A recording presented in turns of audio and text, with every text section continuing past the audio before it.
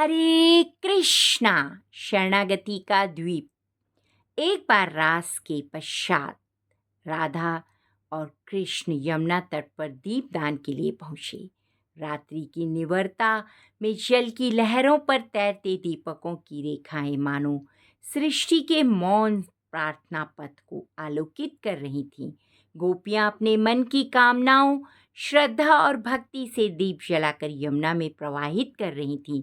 राधा की दृष्टि गई कि श्री कृष्ण ध्यानपूर्वक उन्हीं दीपों को अपनी ओर खींच रहे थे जो उनकी दिशा में बह रहे थे, और जो इधर उधर डगमगाते या डूबते नजर आते उन्हें वे सावधानी पूर्वक सीधा कर देते।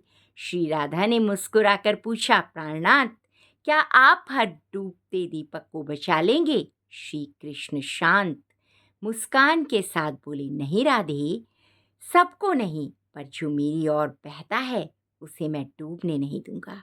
यह कहते हुए उन्होंने एक और कांपते दीपक को अपनी हथेली से थाम लिया। उस क्षण श्री राधा की आंखें भर आईं।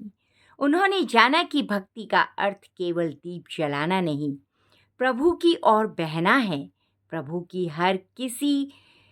हर किसी को नहीं थामते, लेकिन जो अपनी इच्छा, अहम और भय को त्याग कर उनकी ओर बढ़ता है, वे कभी उसे डूबने नहीं देते।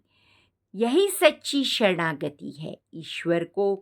स्वयं को ईश्वर के हवाले कर दो और फिर निश्चित हो जाना, अब वह संभाल लेंगे।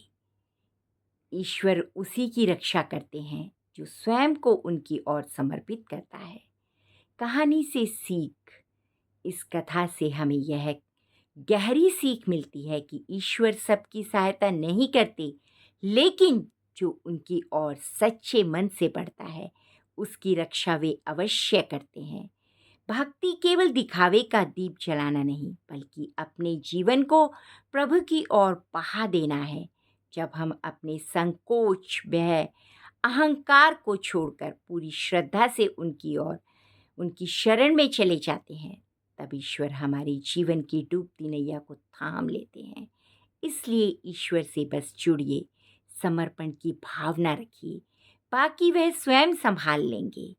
शरणागति ही सबसे श्रेष्ठ साधना है। जय श्री कृष्णा। हरि हरि बोल।